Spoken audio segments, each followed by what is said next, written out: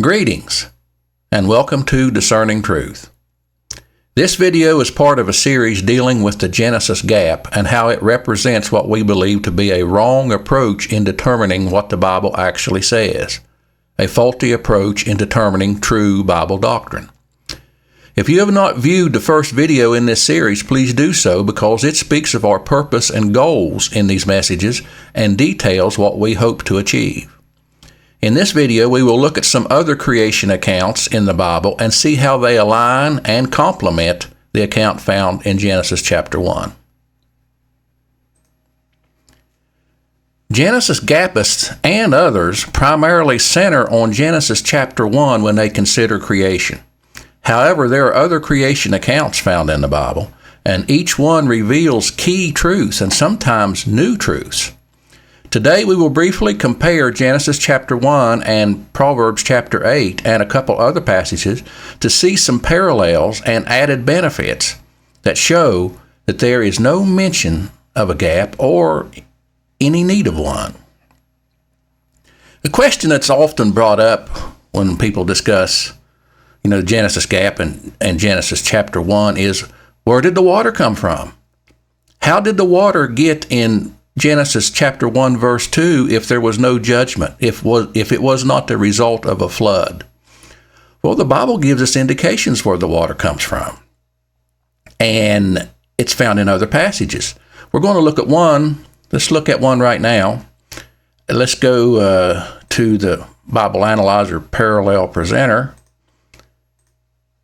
and you'll notice here we have three columns. We have Genesis chapter 1 to verse 10, Proverbs chapter 8, verses 22 to 31, and Job 38 and a couple other passages. Let's take a look first here at Proverbs chapter 8. And you're going to see under the persona of wisdom where the Lord speaks about his creation and the order he created things and the events that occurred while he was creating. And you'll find that there are details here that are not found in Genesis chapter 1. So Proverbs chapter 8 is a very rich passage. And you'll see in verse 22, it says, "The Lord possessed me." Now, who is me? Well, me here is wisdom. And that possessed is in the sense of acquired. Now, instantly the question will come up, well, why would was God not always wise? Why did he have to possess or acquire wisdom? Well, that is kind of a curious turn of a phrase, but it appears to mean that it's when God began to use his wisdom in a creation sense. It's when he went from the point of just being him and him alone was all that existed to the point to where he decided that he was going to create. And so when he decided to create, he said, I need wisdom to create. And this is when he first used that wisdom. This is the beginning of his way. See the passage there? The beginning of his way. Now, what is his way? Well, his way could mean lots of things, and that is needs a detailed study of its own. But here his way appears to be his way of beginning creation, beginning the physical reality and also the spiritual reality. Remember, before this, there was nothing but him, just him. And also it says this was before his works of old, before he had any work, before he did anything. And so here, this predates Genesis 1:1. In Genesis 1:1, it says, in the beginning, within. In the beginning, God created. There, God is doing something. Here, God is just contemplating what he's going to do. It said, the Lord possessed me in the beginning of his way before his works of old. In verse 23, I was set up from everlasting, from the beginning or ever the earth was. Notice, from the beginning or ever the earth was. There's no earth. There's no earth in existence. Now, let's go on. Look down at verse 24. When there were no depths. That's getting interesting.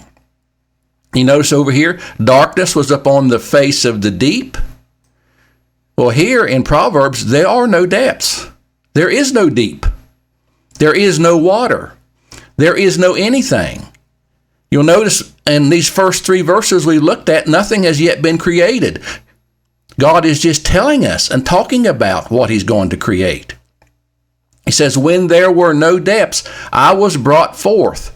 When there were no fountains. See, that deals more with water. When there were no fountains, nothing was created.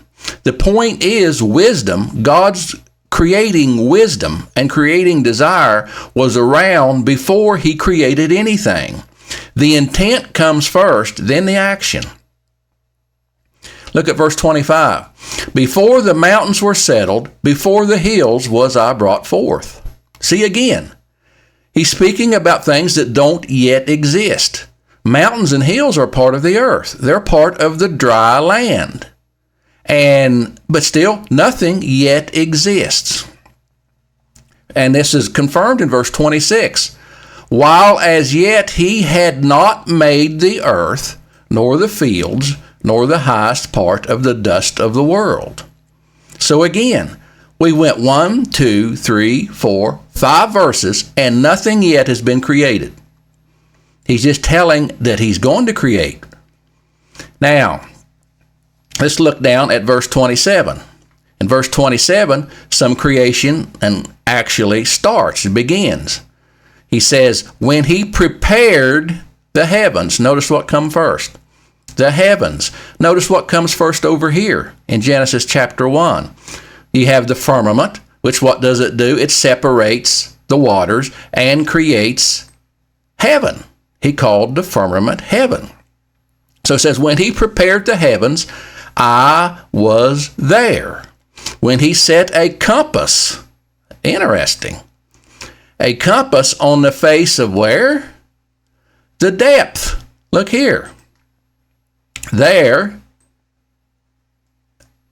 is depth, just like here, there's no depths. So what do we have? Here we have the face of the deep.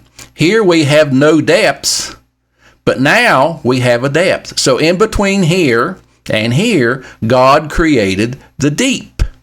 He created the water. And it says, when he established the clouds above. Established clouds. When he strengthened the foundations of the deep. Again, there is the deep. So now, see how all this is beginning to come together? You have no earth yet. This is going to become clear. There is no earth yet. See, this is where one of the reasons I believe, like I mentioned in the previous videos, that Genesis 1:1 is an introductory encapsulation, a statement telling what God is going to do, just like all the first verses of Proverbs chapter 8 shows what God is going to do before he does it. But there is no earth yet. He's created the heavens and the water. And then he says, when he established the clouds above, we'll get into that in a minute, and he strengthened the foundations of the deep. Now, let's look at verse 28. Verse 29. When he gave to the sea his decree. His decree. He gave it an order. He said, all right, sea, you're going to do this. That the water should not pass his commandment. So what did he command? He commanded that waters to separate. And where did we see that before? In Genesis 1:9, God said, now that's a decree. God said, let the waters under the heaven be gathered together into one place. So this is a perfect parallel. He established the clouds, and then he gave to the sea his decree that the water should not pass his commandment when he appointed the foundations of the earth. There.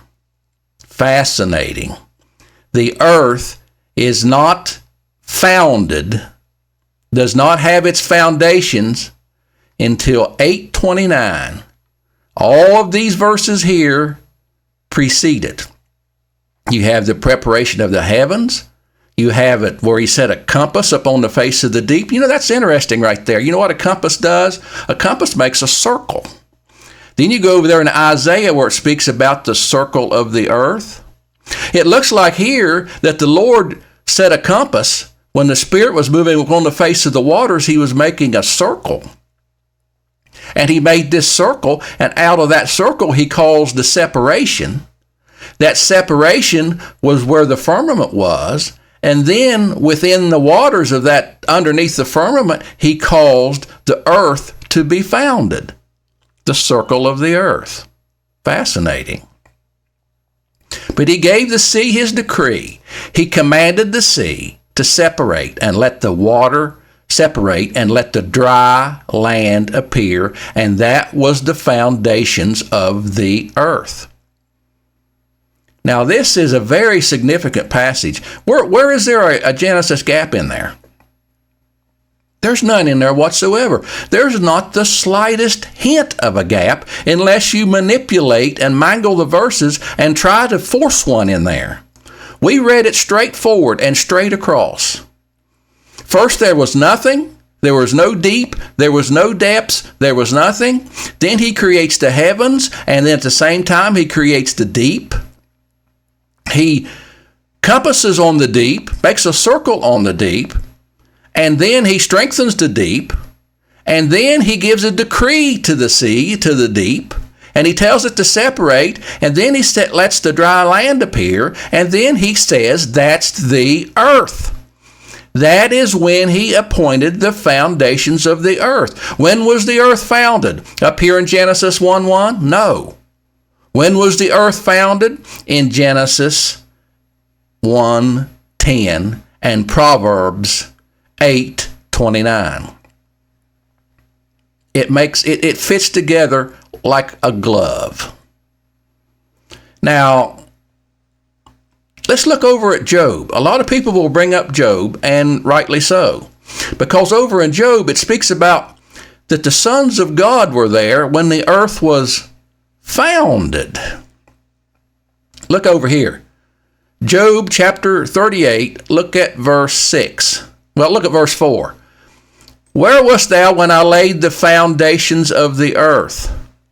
My. It says when he laid the foundations of the earth. There, foundations. Look here, foundations. Look over here where he has it to separate, and that founds the earth. He calls it dry land. It all fits together. Where wast thou when I laid the foundations of the earth? Declare if thou hast understanding. Then he goes on, whereupon are the foundations thereof fastened? Or who hath laid the cornerstone thereof? Or who shut up the sea doors when it brake forth, as if it had issued from a womb? Notice something here. Who shut up the sea doors? There again, we have the sea, the water. This parallels perfectly over here where he tells the sea what to do. That's from the decree. Here he issues a decree. There we have the decree specifically mentioned, and here he tells you what the decree does. All in these three passages fit together perfectly. And that is when the sons, or the morning stars, sang together, and the sons of God shouted for joy. When he laid the foundations of the earth. That's what they saw. That did not happen until Genesis 1:10 or Proverbs 8:29. Not up here. You notice it says here what he did with the waters. He says, when I made the cloud a garment thereof. This shows that this is when the waters were first created. They were created right here, the deep. You say, how do you know that? Well, look at the illustrations he gives. Who shut up the sea doors? You notice the sea there is the object. The sea. It's the context. It's what he's talking about is the sea. When I made the cloud a garment thereof. Clouds are a garment for the sea. Clouds are a garment for the deep. And it says he made the thick darkness a swaddling band. What's a swaddling band? A swaddling band is when, they don't do it much anymore today, was a practice to where they took little thin strips of cloth and wrapped it around a newborn baby. Newborn. And right there, the Lord is telling us with the swaddling band, that the sea is newborn. He just made the deep. Where's the gap? There is no hint of a gap unless you want to read one into it and force one into it. He made the cloud a garment. A garment for what? The newborn baby sea, deep, and the thick darkness. Now notice here something, everyone. We're going to do a whole video on darkness. But notice here where the darkness comes from. Darkness was a swaddling band. Darkness covered up the deep. It covered up the sea. It's no judgment. There's not a hint of negativity in this verse. Creation is a positive thing. Creation is not a negative thing. And there is not a hint that the darkness here has any negativity whatsoever. But we're going to have another whole video on that. But here, we're seeing all of this, these fit together just like pieces of a puzzle. There is no contradiction. They complement each other. They give us a more detailed order of what is happening. And again, what has happened? The Lord contemplated and intended to build and create creation. He prepares the heavens. He prepares the sea. And then he founds the earth. He gives a foundation to build the earth upon. And that is what the morning stars sang together and all the sons of God shouted for joy. They weren't there before Genesis 1:1. They were there before Genesis 1:10. And were most likely, and we're going to do a video on the hosts of heaven too. The hosts of heaven. But they were most likely created and come into being with the creation of the heavens. Anyway, we see very clearly that all of these passages complement each other. They do not contradict each other. And there is not one hint. There's not the slightest bit of evidence that there is any kind of gap inserted or needed in any of these passages.